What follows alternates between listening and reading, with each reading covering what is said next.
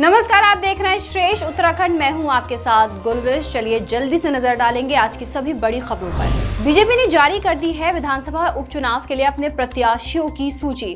चमोली जिले की बद्रीनाथ विधानसभा सीट से बीजेपी के राजेंद्र भंडारी चुनाव लड़ेंगे। मंगलोर विधानसभा सीट से बीजेपी ने करतार सिंह भड़ाना को उतारा है।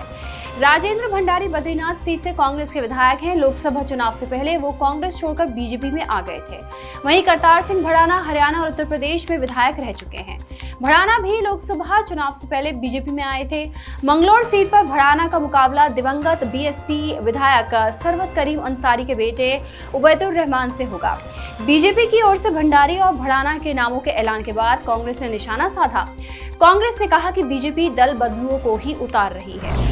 उत्तराखंड के चर्चित उद्यान घोटाले में सीबीआई की छापेमारी से देहरादून में हड़कंप मच गया। करोड़ों के उद्यान घोटाले में सीबीआई ने पूर्व निदेशक एचएस बवेजा समेत 15 नामजद अफसरों और नर्सरियों से जुड़े लोगों के खिलाफ 3 मुकदमे भी दर्ज किए हैं। सीबीआई ने बवेजा समेत इन घोटालों से जुड़े 25 अधिकारियों और अन्य लोगों से लंबी पूछताछ भी की है।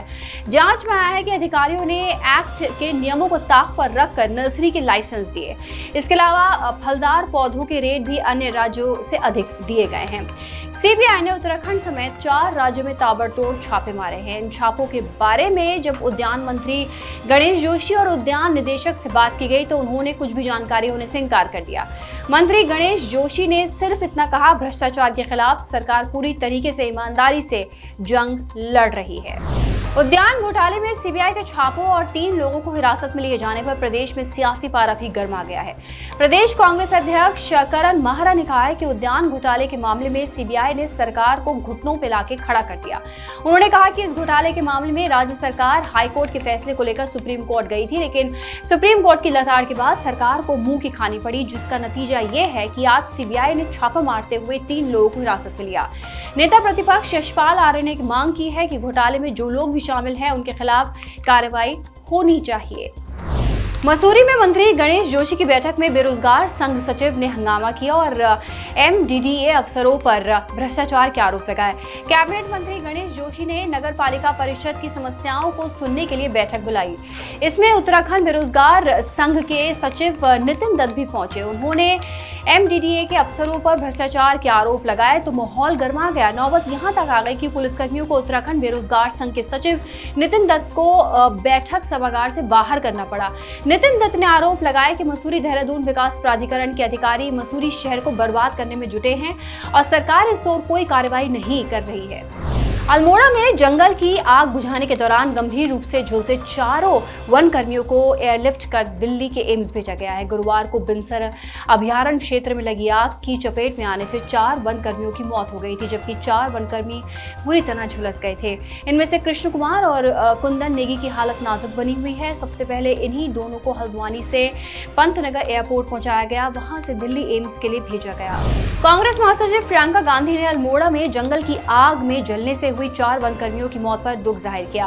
प्रियंका ने एक्स हैंडल पर लिखा है कि आग बुझाने गए 4 कर्मचारियों की मृत्यु और कई अन्य के घायल होने का समाचार अत्यंत दुखद है। सभी के लिए ईश्वर से प्रार्थना करती हूँ। प्रियंका ने लगातार धधक रहे जंगलों को लेकर भी चिंता जाहिर की और लिखा कि केंद्र और राज्य सरकार ऐसी घटनाओं को रोकने के लिए ठोस कदम उठाए। पौड़ी के रामपुर और आसपास के गांव में बन रही टनल के खिलाफ फूटा लोगों का गुस्सा। टनल ऋषिकेश कर्णप्रयाग रेलवे परियोजना के तहत बन रही है। निर्माण के दौरान हो रही ब्लास्टिंग से लोगों के घरों में दरारें पड़ रही हैं। लोगों का कहना है कि उनके घर कभी भी गिर सकते हैं, इसलिए वो खौफ में जिंदगी जी रहे हैं। टनल की ब्लास्टिंग से जल स्रोत भी सूख रहे हैं, जिससे पानी का संकट गहरा रहा है। लोगों ने इसके खिलाफ टनल बना रही कंपनी के अधिकारियों से कई बार शिकायतें की, लेकिन आरोप है कि सुनवाई नहीं हुई। गुस्साए लोगों ने एकजुट होकर कंपनी के खिलाफ नारेबाजी की और सड़क पर जाम लगाया। सीएम पुष्कर सिंह धामी ने चारधाम यात्रा को कोट द्वार से संचालित करने की संभावनाओं को तलाशने के निर्देश अधिकारियों को दिए हैं। मुख्यमंत्री ने यमुनोत्री धाम की धारण क्षमता बढ़ाने को कार्य योजना तैयार करने और यात्रा प्राधिकरण को लेकर भी निर्देश दिए हैं। सीएम धामी ने कहा कि चारधाम यात्रा अभिमुख्य रूप से हरिद्वार ऋषिकेश से संचालित होती है। यहाँ पर बड़ी संख्या में यात्रियों के पहुंचने के चलते जाम की समस्या भी बढ़ी है। ऐसे में चारधाम यात्रा का संचालन किस तरह से कोट द्वार से किया जा सकता है, इसकी संभावनाएं तलाशी जाएं। चारधाम प्रबंधन यात्रा प्राधिकरण का गठन भी जल्द करने के लिए कहा गया है। सीएम धामी ने जल संरक्षण अभियान के तहत जल उत्सव कार्यक्रम में शामिल होकर जल संरक्षण और जल संवर्धन योजना का उद्घाटन किया। धामी ने कालूवाला में पूरी की गई सिंचाई योजना का लोकार्पण भी किया। इस सिंचाई योजना से किसानों की 1800 बीघा कृषि भूमि के लिए अब 12 महीने पानी मिलेगा। इससे पहले हर साल खेतों में पानी के लिए अस्थायी व्यवस्था करनी पड़ती थी, जो मानसून सीजन में नदी के तेज बहाव में बह जाती थी। सिंचाई योजना के तहत सोंग नदी पर कालूवाला जौली ग्रांड सिंचाई नहर के हेड का निर्माण किया गया है। नहर की मरम्मत भी की गई है, जिस पर करीब 4 करोड़ रुपए खर्च हुए हैं। जल उत्सव कार्यक्रम में शामिल होने से पहले सीएम धामी ने प्रसिद्ध सिद्ध पीठ कालू सिद्ध मंदिर में माथा टेका। ये मंदिर देहरादून के भानियावाला से करीब 4 किलोमीटर दूर जंगल के किनारे कालूवाला गांव में स्थित है। मान्यता है कि स्वामी दत्तात्रेय के 84 सिद्ध शिष्यों में से 4 सिद्ध शिष्य दून घाटी में तपस्या करते हुए यहाँ पर आकर बस गए। बाबा कालू सिद्ध उन 4 सिद्ध शिष्यों में से एक हैं। श्रद्धालु बाबा को गुड़ की भेली, बताशे और दूध चढ़ाते हैं। चमोली जिले के डीएम हिमांशु खुराना ने फिर बद्रीनाथ धाम का दौरा किया है। डीएम ने बद्रीनाथ में मास्टर प्लान के तहत हो रहे पुनर्निर्माण कामों और यात्रा व्यवस्थाओं का जमीनी निरीक्षण किया। कामों में देरी को लेकर संस्थाओं के अधिकारियों को फटकार लगाई। डीएम ने आदेश दिए हैं कि रिवर फ्रंट डेवलपमेंट कामों में तेजी लाई जाए। साथ ही civic amenity centre, arrival plaza, TICC hospital extension और तीर्थ पुरोहित आवास निर्माण कामों को भी जल्द पूरा किया जाए। 4 धाम यात्रियों के लिए इंतजामों के बारे में डीएम ने अपडेट भी लिया। रुड़की के बीटीगंज में नगर निगम के पूर्व अध्यक्ष राजेश गर्ग के घर में भीषण आग लग गई, जिसमें 2 गाड़ियों समेत घर का ज्यादातर सामान जलकर खाक हो गया। आग की वजह से एक महिला घर की पहली मंजिल पर फंस गई, जिसे पुलिस ने सही सलामत बाहर निकाला। घर की आग पर काबू पाने में भी दमकल विभाग की टीम को कड़ी मेहनत करनी पड़ी। घटना शुक्रवार दोपहर की है। आग के पीछे शॉर्ट सर्किट को वजह बताया जा रहा है। उत्तराखंड में बास्केटबॉल खेलने वाले खिलाड़ियों के लिए अच्छी खबर है। प्रदेश में पहली बार बास्केटबॉल की नेशनल प्रतियोगिता आयोजित होने वाली है। अगले साल आयोजित होने वाली सब जूनियर यानी अंडर 14 नेशनल प्रतियोगिता के लिए दून के मनदीप सिंह ग्रेवाल को बास्केटबॉल फेडरेशन ऑफ इंडिया की ओर से कार्यकारी सदस्य चुना गया है। वर्तमान में मनदीप उत्तराखंड बास्केटबॉल एसोसिएशन में प्रधान सचिव का पद संभाल रहे हैं। बीएफआई की सालाना बैठक में नेशनल प्रतियोगिता का फैसला लेने के साथ उत्तराखंड को मेजबान राज्य घोषित किया गया।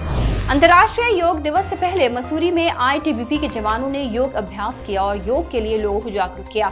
मसूरी के गांधी चौक पर आईटीबीपी के जवानों ने योग के विभिन्न आसन लगाया और लोगों को योग से निरोग रहने का संदेश दिया। 21 जून को भारत समेत पूरी दुनिया में योग दिवस मनाया जाता है। सुशांत सिंह राजपूत की 4थी बरसी पर सारा अली खान ने सुशांत की एक तस्वीर शेयर कर उन्हें याद किया। सारा ने सोशल मीडिया पर सुशांत सिंह राजपूत की याद में एक पोस्ट शेयर किया। इस पोस्ट में सारा अली खान ने जो तस्वीर शेयर की है, उसमें वे सुशांत सिंह राजपूत के साथ दिख रही हैं। ये तस्वीर फिल्म केदारनाथ की शूटिंग के दौरान की गई। तस्वीर में सारा ने उन सभी चीज़ों को इमोजी के साथ जोड़ा जो सुशांत के पास थी, जैसे कि माला, ग्लोब, गैलेक्सी, कैमरा और दूरबीन। साथ में फिल्म केदारनाथ का एक पोस्टर भी शेयर किया। अभिनेता सुशांत सिंह राजपूत की 14 जून को मौत हुई थी, जिसका पूरा सच आज तक नहीं खुल पाया है। ये थी दिन भर की सारी बड़ी खबरें। फिलहाल अभी के लिए दीजिए इजाजत। नमस्कार।